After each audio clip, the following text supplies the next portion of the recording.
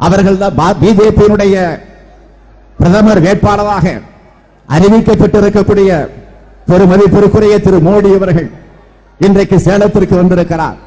சேலத்தில் வந்து பேசிவிட்டு போயிருக்கிறார். அவர் பேசிய பேச்சு எனக்கு செய்தியாக கிடைத்தது. என்ன என்று கேட்டால், அவர் பேசுகிற போது சொல்லி இருக்கிறார், திமுகவும் அதிமுகவும் எதையும் செய்யல. அதிமுகவோடு நிறுத்தியிருந்தால் நான் அவருக்கு பதில் சொல்ல முன் வந்திருக்க மாட்டேன். ஆனால் திமுகவை நிறுத்திருக்கிறார். அத்தோடு நிறுத்தல. அவர் சொல்லுகிறார், மின்சார பிரச்சனை, அதே போல தண்ணீர் பிரச்சனை, இதையெல்லாம் எங்களுக்கு நீங்கள் ஆதரவு தந்தால் தீர்த்து வைப்போம் என்று சொல்லி இருக்கிறார். ஆக நான் மோடி அவர்களை பார்த்து சேலத்தில் வந்து அவர் பேசிவிட்டு போயிருக்கிற காரணத்தால் அதே சேலத்தில் நடைபெறக்கூடிய இந்த கோட்டை மேடை பகுதியில் நடைபெறக்கூடிய இந்த கூட்டத்தில் இருந்து கொண்டு நான் அவரை பார்த்து கேட்க விரும்புவது, இன்றைக்கு குஜராத் மாநிலத்தினுடைய நிலவரம் என்ன? தயவு செய்து இதற்கு அவர் பதில் சொல்லவில்லை என்று சொன்னாலும் அந்த கூட்டணியில் இருக்கக்கூடியவர்களாவது தயவு செய்து எனக்கு பதில் சொல்ல வேண்டும் என்று நான் இந்த நேரத்தில் கேட்க விரும்புகிறேன். கல்வியில இன்றைக்கு இந்தியாவில் இருக்கக்கூடிய மாநிலங்களை ஒப்பிட்டு பார்க்கிற போது கல்வியில முதலிடத்தில் இருக்கக்கூடிய மாநிலம் எந்த மாநிலம் என்று கேட்டால் கேரள மாநிலம். ஆனால் இன்றைக்கு குஜராத் பிரதமராக வரப்போகிறேன் என்று இன்றைக்கு சுற்றி சுற்றி வந்து கொண்டிருக்கிறாரே மோடி அவர்கள், அவர் முதலமைச்சராக இருக்கக்கூடிய குஜராத் மாநிலம் கல்வியில எந்த இடத்தில் இருக்கிறது தெரியுமா? 28வது இடத்தில் இருக்கிறது. அதேபோல் விவசாயம், இந்தியா நாட்டினுடைய முதுகெலும்பாக விளங்கிக் கொண்டிருக்கக்கூடியவர்கள் விவசாய பெருங்குடி மக்கள். அந்த விவசாயத்தில் இன்றைக்கு இந்தியாவிலேயே மகாராஷ்டிரா மாநிலம் முதலிடம், குஜராத் மாநிலம் எந்த இடம் தெரியுமா? 7வது இடம். தொழில்துறையில, தகவல் தொழில்நுட்ப துறையில முதலிடம் கர்நாடக மாநிலம். மோடி ஆளுகிற குஜராத் மாநிலம் 6வது இடம்.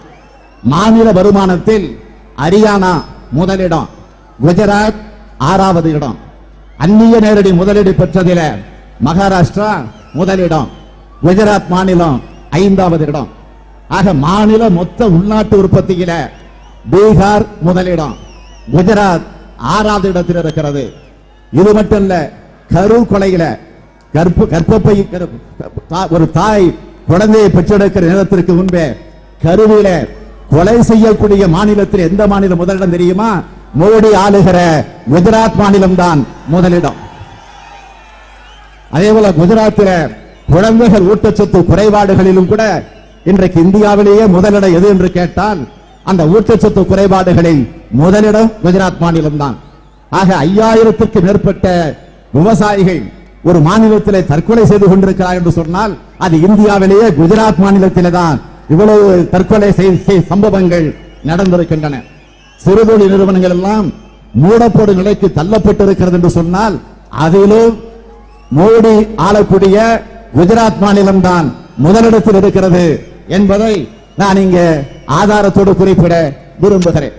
அதேபோல் குஜராத் மாநிலத்தை பொறுத்தவரையில் நான் குறிப்பிட விரும்புவது மின்சாரத்தை பற்றி இங்கே வந்து பேசிவிட்டு போயிருக்கிறாரே, நான் அவரை பார்த்து கேட்கிறேன். 11 லட்சம் வீடுகளுக்கு குஜராத் மாநிலத்தில் 11 லட்சம் வீடுகளுக்கு மின் இணைப்பே கிடையாது.